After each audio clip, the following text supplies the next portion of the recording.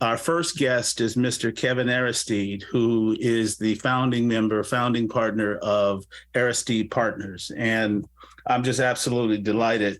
And so let me set this up, and then I'm going to shut up and turn it over to Kevin. When I say turbulent times, we have banking issues, we have inflation, we have recession fears, debt, job loss, we have AI coming out.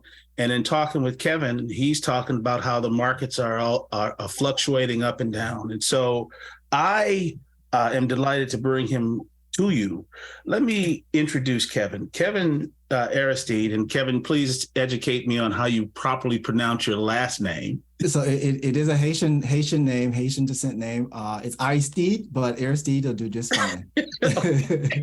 So Kevin started his professional career with USG Corporation back in 2005 and as a financial analyst and intern. He's done some phenomenal things. He went on to start there full time, and then he joined the investment management team of Goldman Sachs and has done a number of different things. And so right now, Kevin has his FINRA. Am I not pronouncing that correctly? Yeah, that's right. He has his FINRA.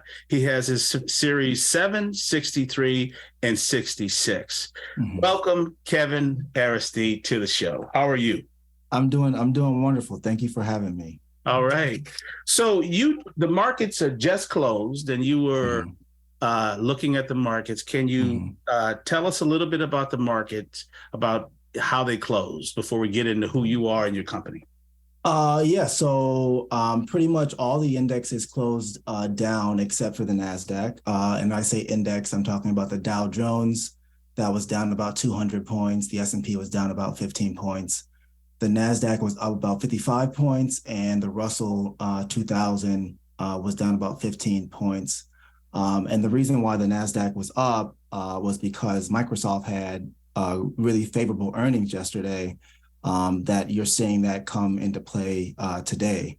But like you mentioned earlier, we are seeing some regional banking issues. I think First Republic was one of the banks that most recently was in the news today and yesterday, that they're looking for some type of, parachute or package to, save the bank. So that's why you're seeing the other indices down and not the NASDAQ. Well, is this a surprise to you? No, I mean, I would say, not really, right? Because, we were in an environment during after COVID where the Federal Reserve was pumping money into the system. Interest rates were ultra low. The returns on, federal bonds weren't as much as they are today. So remember that banks have to lend money and, receive more money on what they lend. But if you have a 2-year bond or a 6-month bond, paying out more than a 10-year bond or a 30-year bond, your bank's not going to do as well, right? Because banks will lend on the short end and make money on the long end. And what we're seeing now is that we have an inversion in the yield curve, and meaning that we're expecting more growth in a shorter time frame. But if we look out, 10 years or 30 years, we're not expecting that much growth in terms of real GDP. So that's kind of that's kind of what's going on right now. And it's not just the United States, right? It's all across. Yeah, it's across the globe. Yeah. Mm-hmm. Well, before we get into that, because I want to have a deeper conversation on all those points. Let's start with you. How long have you had your company? Can you tell the listening public about Aristide Partners and go from there? Absolutely. So I started Aristide Partners in 2018. I was at Merrill Lynch at the current time. And, I always knew that I wanted to go into business for myself. I just didn't know how I was going to do it or when it was going to happen. But, being at Merrill, you're in an entrepreneurial state when you're in that business anyway, because you need to go out and acquire clients. The only thing that I'm not doing is like the back office stuff and all the administrative things. But it's really not that hard, right? So I did basically a research for about a year and a half on how to get everything set up. And then in April of 2018, I took the leap of faith and I called it quits at Merrill and I started my business. I never looked back since then. And it's been a blessing in disguise. Obviously, there's been some challenging days, but I wouldn't, You trade wouldn't be things in away. business if you didn't have challenges. That's true. That's true. But So, no, it's been a blessing. so let's talk about that first step. So when you knew you were going to do it, was there a mindset that you used to make the jump, or you just automatically knew? Let's talk about. Yeah, I definitely knew, but it was just all about preparation, right? Like what needed to happen, what were the steps, even reaching out to other business owners, RIAs that were already in the space and like, getting there, like asking them like, hey, like what did you do? What didn't you do? What do you recommend? Would you go into business again today if you had the opportunity? And 100% of them said, of course, right? So, being at a big, large firm, obviously you have the name behind you, but you don't take 100% of the revenue, right? So, from there, it doesn't make sense if bring in $100 million client, the most you're going to get off of that client is 50%. So the bank's going to take the other half. So, in business, you're in business to make money, right? You're in business to like Yes. manage your own margins and so forth. So, yeah, like I said, it was one of the best decisions I made. I wouldn't look back. Okay.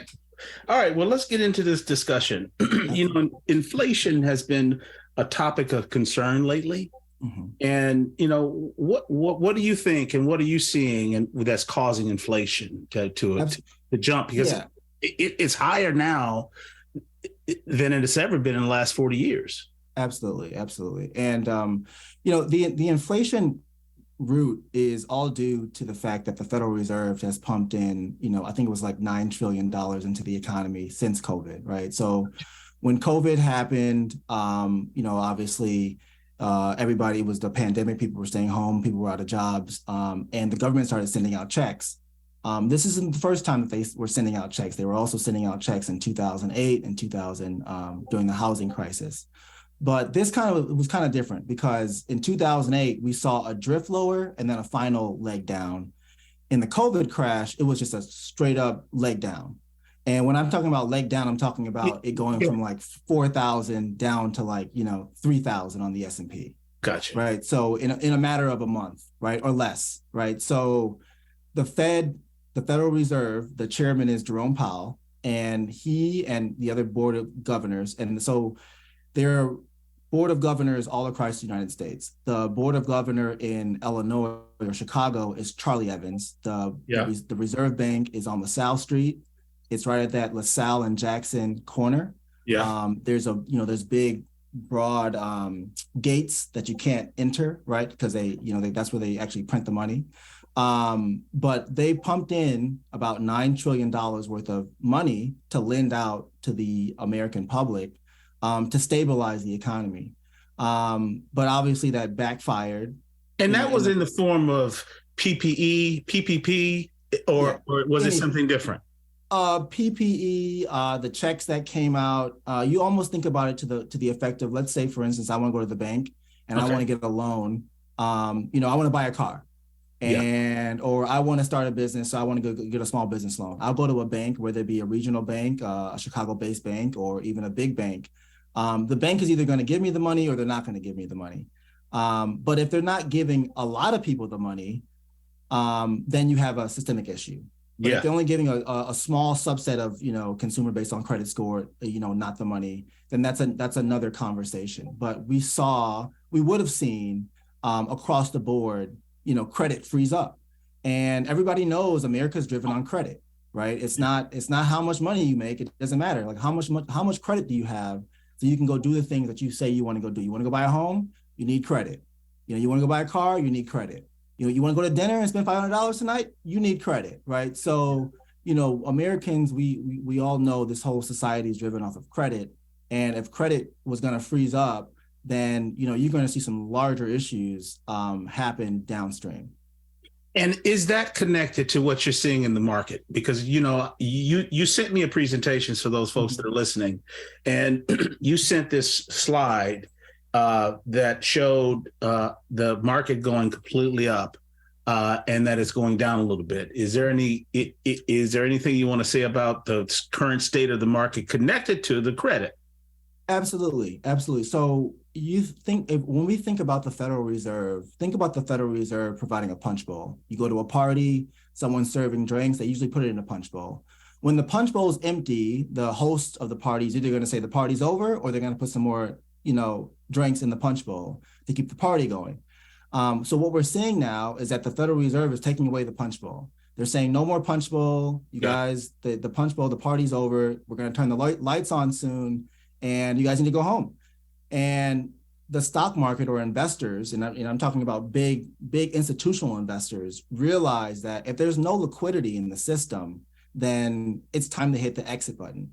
Gotcha. You have to remember that we were in a time in the pandemic where there were stocks like Carvana trading at like $600. Yeah. There were stocks like GameStop going, crazy amounts overnight, right? Right. You had stocks that, and it wasn't because of they had the best thing since sliced bread. Right. It was all about the liquidity in the system.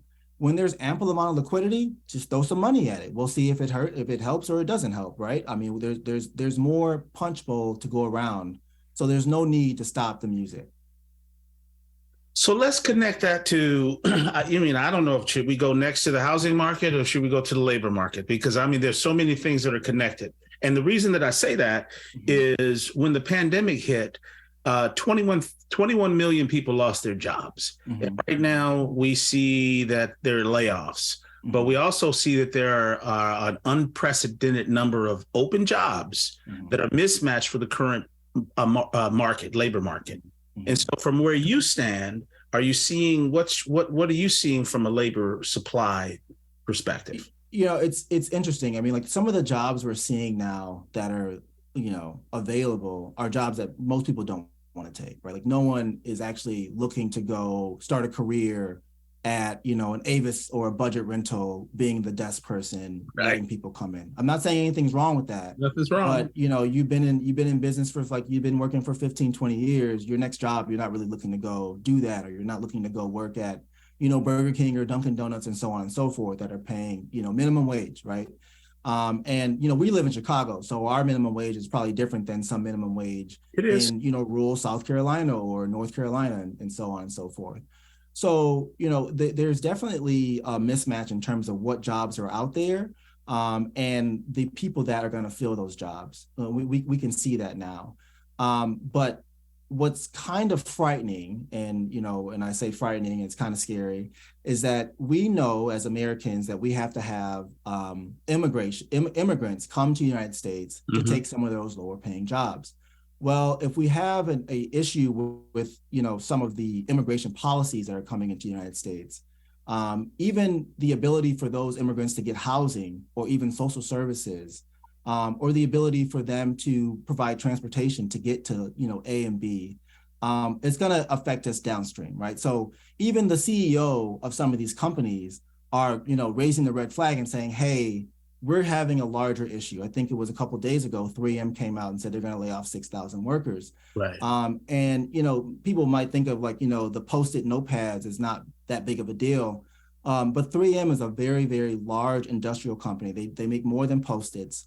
They provide a lot of they provide a lot of plastics, a lot of other direct materials to other corporations that they put in their products.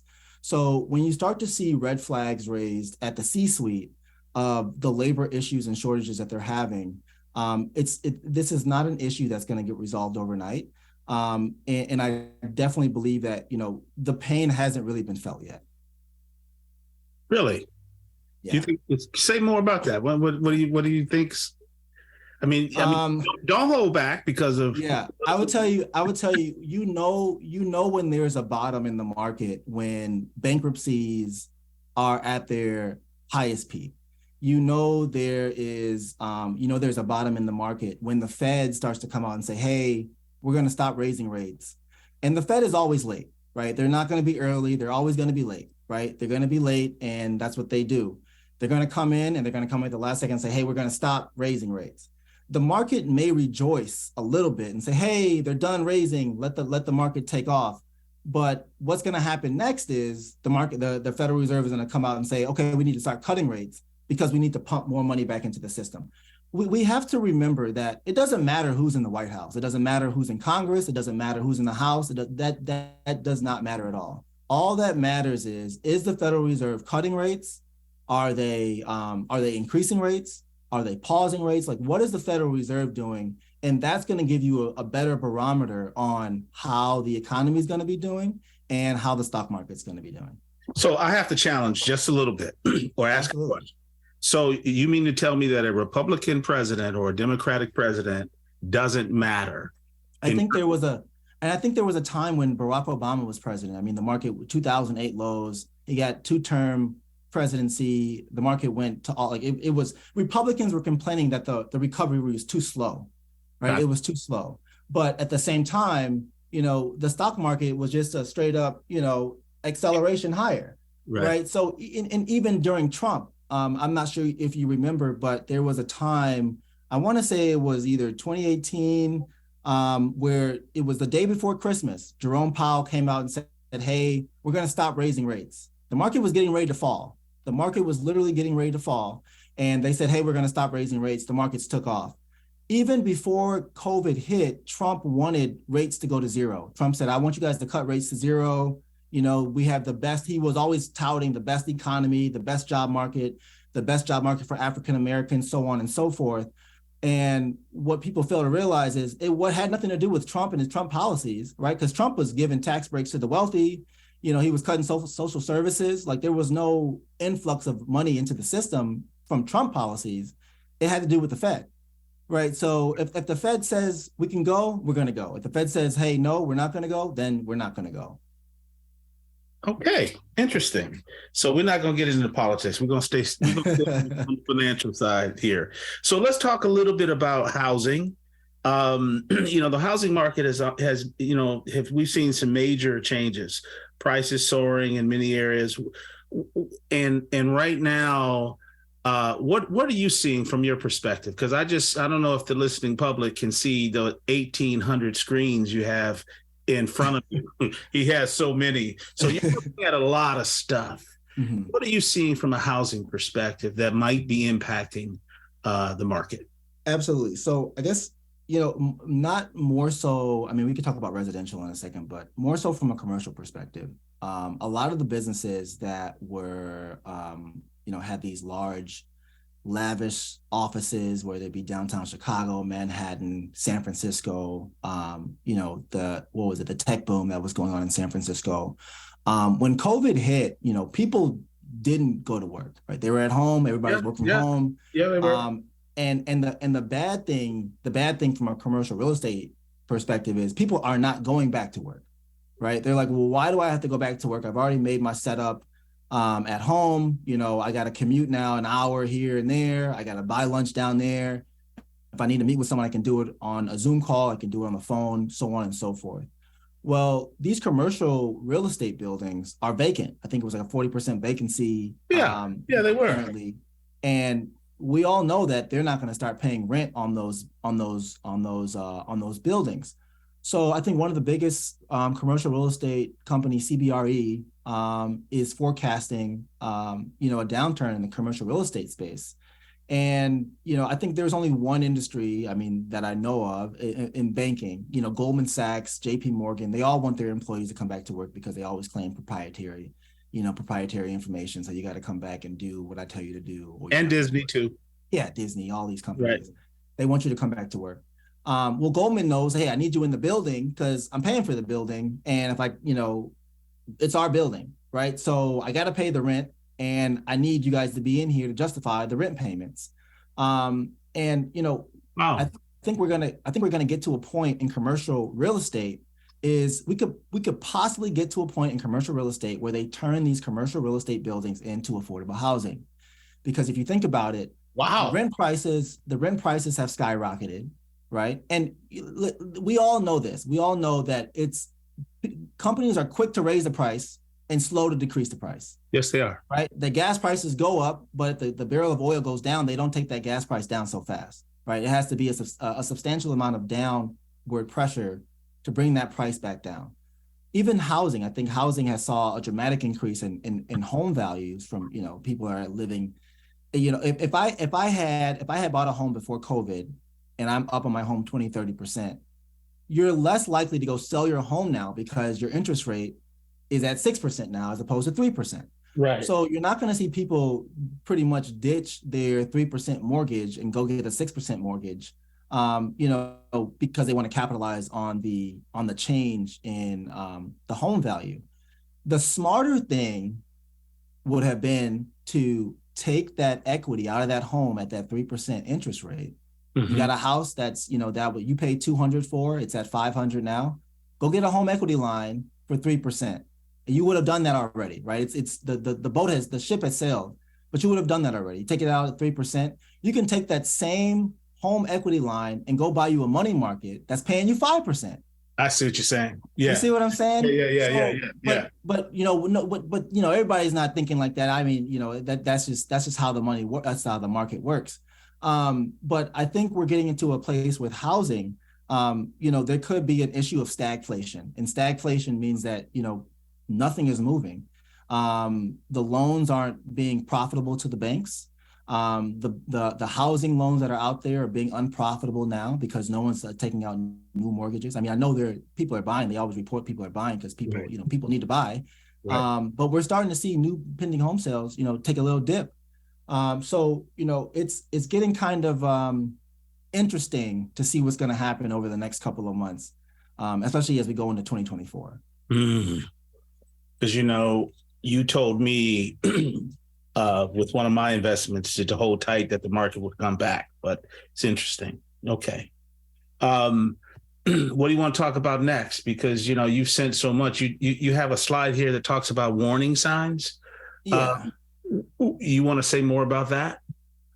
So yeah, I think the first slide talks about the top in the market, being that the top was in 2020, 2022. Why don't we do this? I'm gonna bring that up, and why don't you quickly take the listening public through this so that they understand what I'm talking about. Absolutely. And hopefully folks can see this. And I'm going to share here. This is what Kevin sent over. And absolutely. Can you see my slide? Absolutely. Yeah, go ahead. So this is a chart of the S&P 500, and all the way to the left, you'll see it's like 2014, and then all the way to today. That big spike down that goes right after 2020, that's COVID. That's the COVID low. And so you see from that COVID low until that top, which is about 4,800 on the S&P, that was the top of the market. And that's so at the bottom, that's when the Fed said, hey, we're going to cut rates to zero. We're going to start pumping money into the system. And the market literally took off, right? So now we're in an environment where the Fed is taking away that money and reducing the size of their balance sheet. So that's why we have that top in the market at 4,800. That was on January 3rd, 2022. And now we're at a spot where the S&P is at 4084. And I do believe that we are going to go down and test those October lows. The October low is about 3,500. And I think we're going to break those lows, and we're going to go down to 3,200. And we could possibly go down to 2,000. Come on. I know. Wow. Okay. And so if you want to go to the next slide. So I mean, these are some of the warning signs, right? So the upper left side is the inversion of the yield curve. And the yield curve is just looking at, a 10-year, a 2-year, a 10-year, a 6-month, all treasury bills. And, every single time that we've seen an inversion of the yield curve, we were going into a recession. And you can see all the way to the right there, the inversion is getting worse. So it's getting worse. So the White House actually changed the definition of what a recession is. A recession is two consecutive months of negative GDP growth. Okay, 2 consecutive months of negative GDP growth. The White House has changed that definition of what a recession is, and obviously, as Americans, it's really hard for us to keep our attention on one thing, right? There's so much stuff going on. Yeah. It's really hard for us to keep our attention on one thing, right? Like we don't really pay attention to something until it smacks us in the face, right? Until we have to deal with it, right? Until we have to deal with it. So, the inversion is scary. What's going to come after? I don't know what it is, but it's probably going to be scary, right? So let's go to the next slide. Uh-oh. Then you set the arrow over. Yep, there we go. Yeah, there you go. So then this is just layoffs, right? This is just layoffs. And I think the top left is kind of like, the one I actually like the most. This talks about continuing claims. So continuing claims meaning that how many people are applying for additional services to like have the government support them. So, we're starting to see some upticks in those areas that like lets us know like, hey, we have some issues on the horizon. And one of the biggest companies out there, I mean, the stock price of Amazon was almost at, $3,000 a share. They did a reverse stock split. Now it's at, I think it's at, what is that, $100? But they're starting to lay off people. They're starting to, decrease the amount of people in their warehouses because they start to see kind of what's coming down the pipeline here. I see what you're saying. Okay. And what about this one? And so on the left-hand side, we're just seeing the 2-month change in job losses, right? So you see the pandemic, you see the global financial crisis, you see the tech burst. We don't know what is the question mark. Like we don't know what's driving the situation that we're in. It's not just let alone the Fed saying, hey, we're cutting rates. So we're going to have all these job losses, right? There is something going on systemically that hasn't come out into the public yet. And that is going to basically fill that question mark and say, hey, this is what the issue is. This is what we have to be worried about. And like I said, 3M cutting jobs, as they're facing more and more headwinds. So, it's not just one part. I think I had a conversation with a gentleman earlier in the year. He said, oh, it's just tech jobs. I'm like, tech jobs are the first jobs to get cut because, companies cut on technology in general. First, they cut on consulting, they cut on IT, they cut on that kind of spending before they cut on anything else. So now we're starting to see it in more of the industrial aspect of it. And so this is the former CEO of Home Depot, basically warning. I mean, everybody's warning, right? Everybody's warning, oh, we got an issue, we got an issue, we got an issue. But, it's kind of interesting because what we're seeing is that it's kind of like a slow drip lower in terms of the economy, right? Like we haven't had that broad swath of down selling in the market yet, but we're seeing this slow tick of job losses. And that's exactly what he's talking about. He's saying that there's, he's like, he's never seen this before. I don't understand why, why the job market is so strong. And I mean strong that it hasn't really collapsed yet, right? Some companies are still hiring. But there's more to come in terms of what we're probably going to see, on the back half of this year. Gotcha. So there's one final slide I'd like to go to, Absolutely. And that's your last slide here of things to come. Anything you want to say about this? Because we're starting to get some questions, and I'd like to shape the last 10 minutes of our conversation on what people need to do to Absolutely. Before, can we just go to the debt one real quick?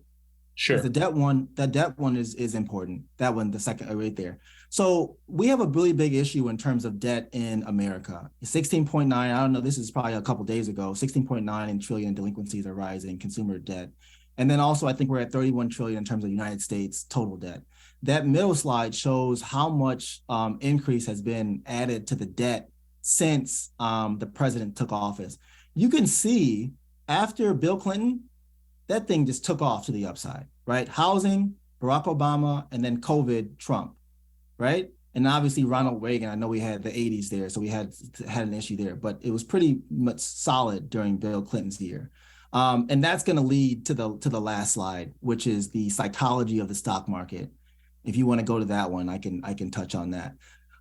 So basically what I have here is the psychological cycle of the stock market on the left-hand side and then the right-hand side. It's very interesting. I'm not saying this is going to happen. It's very interesting how similar these charts look. And you can see the top on the market is ultimate euphoria. Euphorism. Everybody's excited. Everybody's happy. Everybody's happy when the market goes up. Everybody's happy when their 401k is doing well, so on and so forth. And everybody is pretty much late to sell or get out of those positions, once they're in them, right? Some people set it and forget it. and they don't look at it until they have to go look at it. But it's interesting that, if you look on the left-hand side, that when it starts to go from green to yellow, it says complacency. It's kind of similar to where we are now, right? We're kind of complacent, right? We're kind of like in this chop area right here. And then if we start to take out these lows, we're going to start to go into some type of anxiety, right? No bear market has ended if there's not capitulation. And capitulation has to be, people selling, running for the hills, people just hitting the sell button. Yeah. Right. Like if you want to sell that house, you want to sell it for 500, they want to buy it for 400. You might end up selling it for 300 because you just want to hit the bid. You don't care. I want to get out. Right. So it's just very similar. We're in, how these charts look similar in nature. I'm not saying it's going to play out. Right. But all I am saying is it's very similar in nature when looking at this on a screen. Well, thank you for that. And so let me ask this question, because I know that I'll ask this question on behalf of some of the older people in our listening audience, those folks that have retired. Yeah, they have fixed income. Mm-hmm. What do they do? They put their money in the bank because banks aren't paying. I mean, do they put their money in 3M? What suggestions do you have?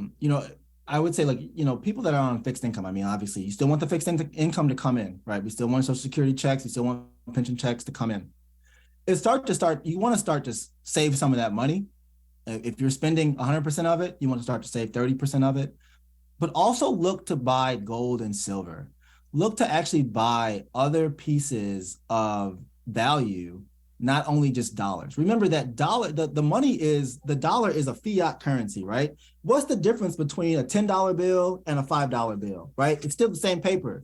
It's paper, right? There's nothing different from this paper and this paper. It's all paper, right? It just says $10 bill, and we all use it on the same scale, right? But we want to start to look at buying gold and silver, because I do believe we're going to get to a point where we're going to start to get off of the reserve currency of the world, the dollar. And if the dollar gets if the reserve currency is not the US dollar anymore, well, what's going to happen to the US dollar? It's going to go down.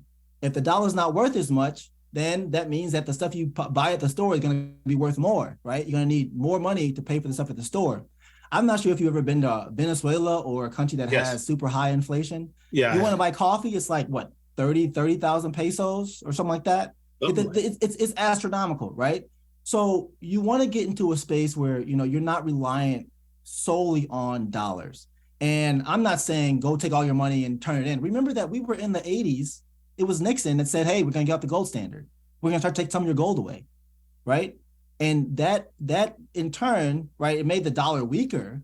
But at the same time, because what they were doing is saying people were turning in their dollars like, hey, I don't want dollars, I want gold. I don't want to deal with these dollars anymore.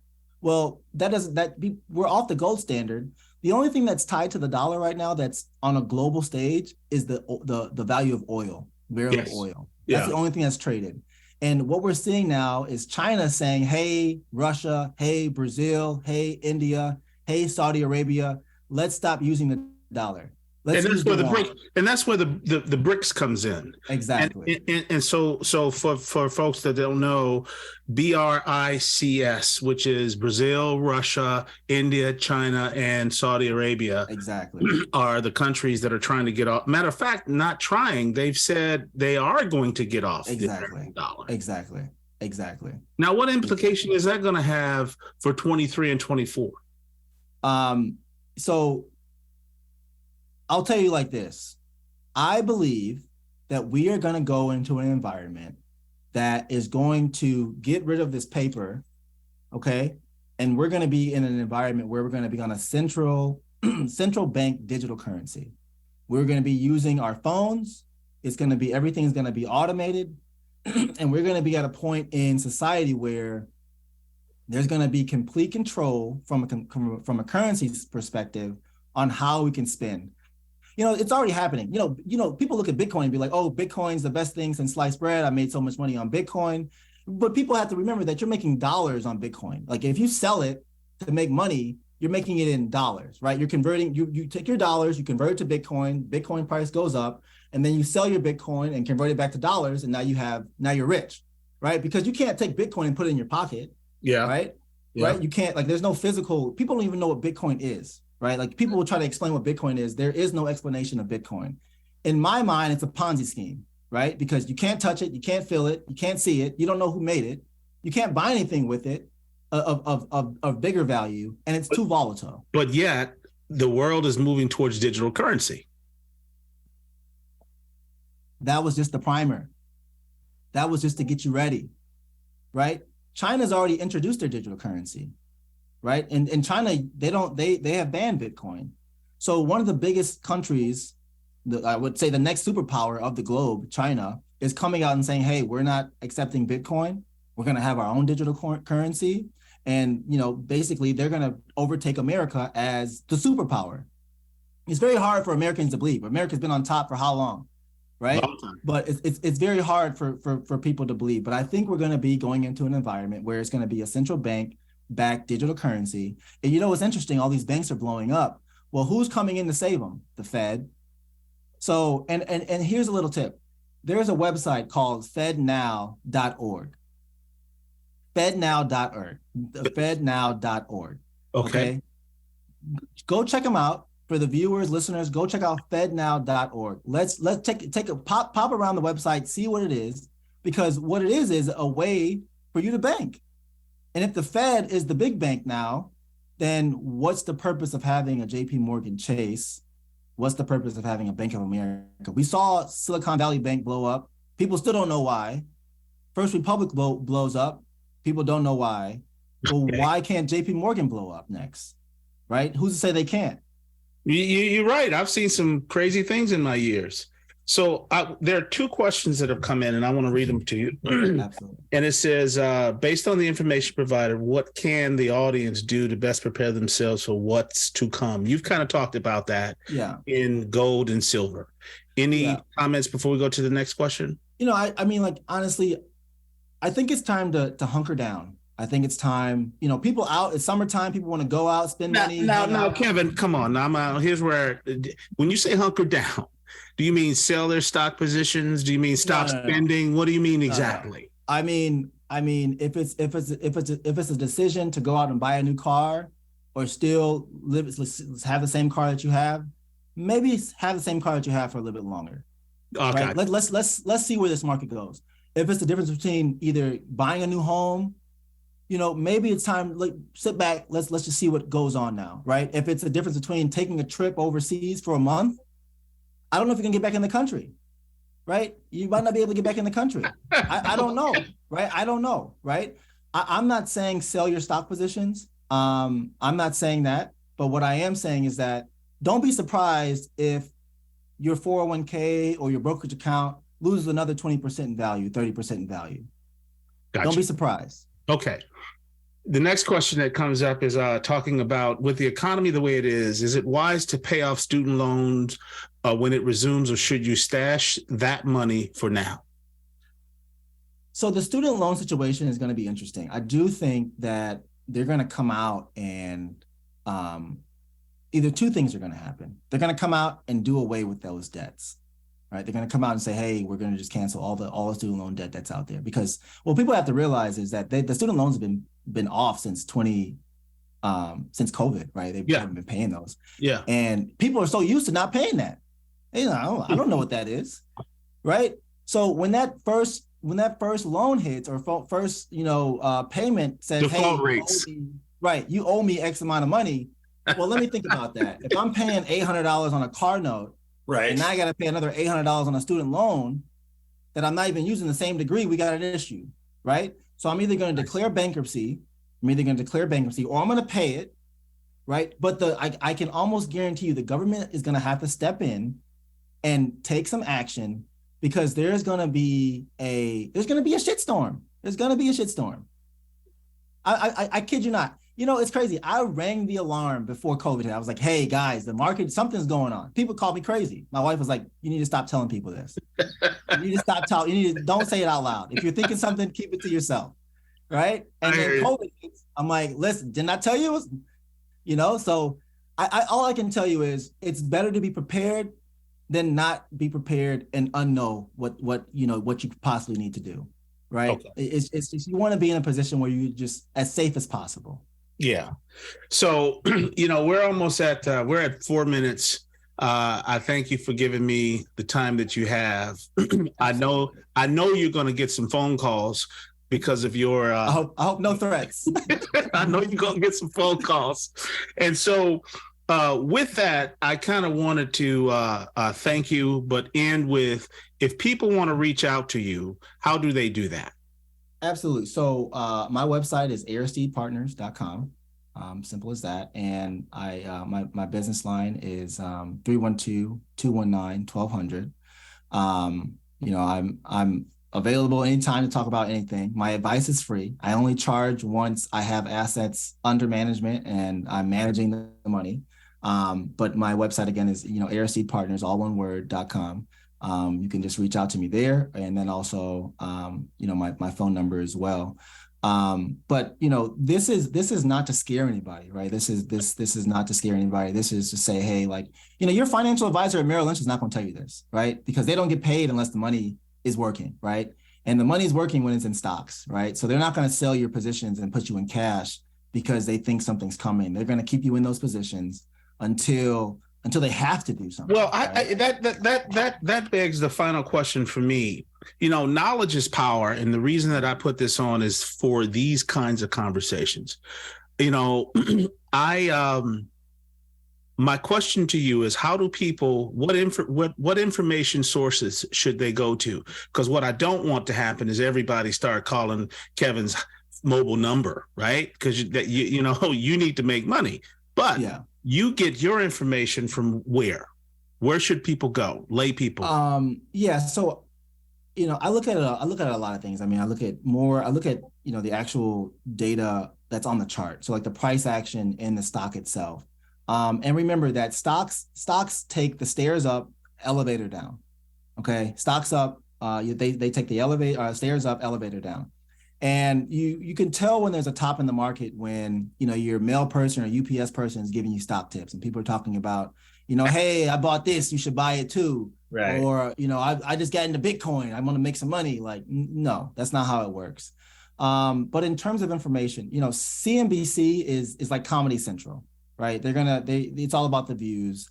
I do like Bloomberg a little bit better. It's a kind of a non-biased kind of viewpoint in terms of how they view the market. But it's more about just reading the tea leaves, right? No one's listening to earnings call, right? You're not listening to earnings call. But if you work at a large corporation, your company's talking about it in their call. They're saying like, hey, we're having these issues. Thinking more for, I know I bet my mother probably is listening to this, and my mother, she's in her gray years. She's not listening to, she's probably listening to CNN or Lord forbid, Fox News. No disrespect. I'm just saying, absolutely. Every news source has a spin, and I'm just telling you folks, Kevin has like 12 monitors in front of him right now, and he's looking at a lot of different things. So, my final question is just where they get their source other than news. I mean, it's so hard because, like, honestly, I don't watch TV. I mean, I have it up in the background there, just, it's just for aesthetics, but I don't watch TV. If I'm reading something, I used to subscribe to the Wall Street Journal, but that's News Corp, that's Fox News. So, all the news sources are pretty much owned by the same entities, right? So they're all pushing out the same stuff. They're all saying the same things. So, it's like, it's so hard for me to say like, hey, if you read this, you're going to have all the information you need. You just got to pay attention to the signs. I mean, like, even looking at kind of how municipalities are doing, like looking at the city of Chicago, taxes are going to go up, property taxes are going up, but they're still not fixing the potholes in the street. Yeah. Right. So, I mean, I'll offer a suggestion. One of the things that I do is I look at McKinsey reports. I look at Bloomberg. I look at some of the other digital Deloitte reports. And because I'm a value builder, I produce my own newsletter with different kinds of things. And so to the listening public, we're at the end of our show here. And my call to you is to follow me, Keith Terry, on Facebook. The name of my company is terryperformancegroup.com. You can visit my website. You can follow me on Facebook. And once we do that, we can enter into an exchange. And so I plan to do these podcasts regularly. The next one's coming up on May 10th. This time we'll be talking to the executive director of Milwaukee Succeeds, and I have them regularly planned from that point on. Kevin, you've been delightful. You've been he's also my frat brother from Kappa Alpha Psi Fraternity Incorporated. So again, excellent brother. I so appreciate it. And I thank those folks for listening. We will do a round 2 because I know folks want to do a part 2, and give us a little bit of time. But again, Keith Terry, Mr. Kevin Aristide of Aristide Partners.